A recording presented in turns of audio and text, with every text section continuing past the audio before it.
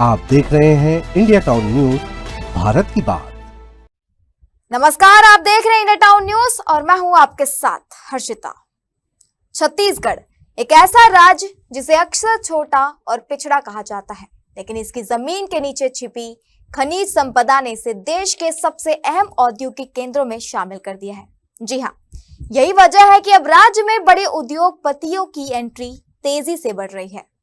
सरकार निवेश को बढ़ावा दे रही है, तो दूसरी तरफ आदिवासी इलाकों में विरोध की आवाजें भी तेज हो रही है।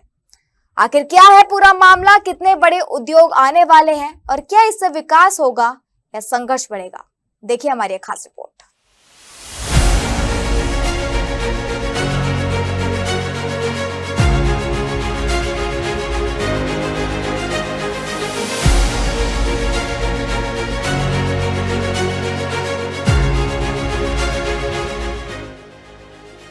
छत्तीसगढ़ में एक बार फिर औद्योगिक निवेश की रफ्तार तेज होती नजर आ रही है।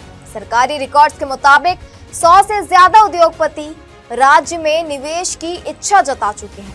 सरकार ने भी निवेशकों को आमंत्रित किया है और कई कंपनियों के साथ MOU या इन्वेस्टेशन टू इन्वेस्ट साइन किए जा चुके हैं। सबसे ज्यादा फोकस स्टील और ऊर्जा सेक्टर पर है। बस्तर जैसे आदिवासी बहुल और संवेदनशील क्षेत्रों में भी बड़े उद्योग लगाने की तैयारी हो रही है। दंतेवाड़ा में Arcelor Mittal Nippon India steel plant, Jagdalpur में स्टील और अन्य औद्योगिक यूनिट्स, कांकेर में ऊर्जा और फार्मा से जुड़े प्रोजेक्ट प्रस्तावित है। यानी अब बस्तर जो पहले सुरक्षा और संवेदनशीलता के लिए जाना जाता था, वो औद्योगिक नक्शे पर तेजी से उभर रहा है।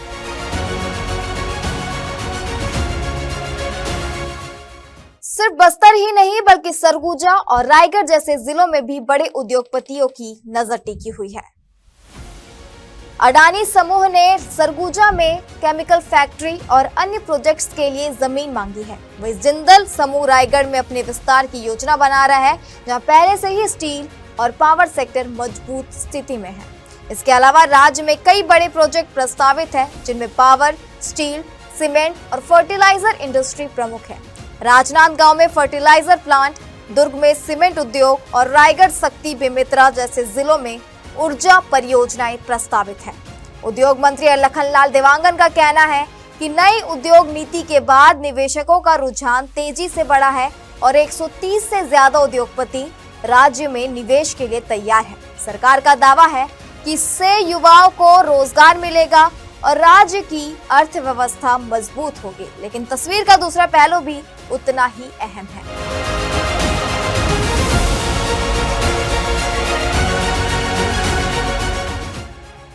जहां एक तरफ निवेश और विकास की बात हो रही है, वहीं दूसरी तरफ आदिवासी इलाकों में विरोध तेजी से हो रहा है। बस्तर और सरगुजा जैसे क्षेत्रों में स्थानीय समुदाय पहले भी खनन और उद्योगों का विरोध करते रहे हैं। उनका कहना है कि बड़े उद्योगों से जल, जंगल और जमीन पर असर पड़ता है, जिससे उनकी आजीविका और पारंपरिक जीवन शैली खतरे में पड़ जाती है। बैलाडीला और रावघाट जैसे इलाकों में खनन को लेकर पहले से ही विवाद और आंदोलन जारी है। सामाजिक कार्यकर्ताओं का आरोप है कि सरकार उद्योगपतियों को प्राथमिकता दे रही है और स्थानीय लोगों की चिंताओं को नजरअंदाज किया जा रहा है। विशेषज्ञ मानते हैं कि यह निवेश राज्य के लिए अवसर भी है और चुनौती भी साथ में है। सबसे बड़ा सवाल यही है कि विकास और पर्यावरण के बीच संतुलन बन पाएगा या आने वाले समय में संघर्ष और तेज होगा।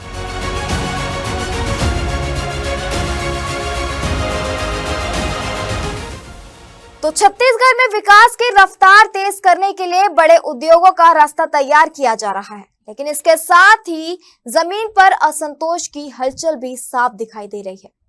एक तरफ रोजगार, निवेश और आर्थिक तरक्की के दावे हैं, तो दूसरी तरफ जल, जंगल और जमीन को बचाने की चिंता भी उतनी ही गहरी है। अब असल चुनौती यही है कि क्या सरकार विकास और आदिवासी हितों के बीच संतुलन बना पाती है, या फिर ये मुद्दा आने वाले समय में बड़े आंदोलन के रूप में दिख सकता है। फिलहाल के लिए इतना ही, मुझे दीजिए इजाजत और आप देखते रहिए इंडिया टाउन न्यूज भारत की बात। नमस्कार। आप देख रहे हैं इंडिया टाउन न्यूज, भारत की बात।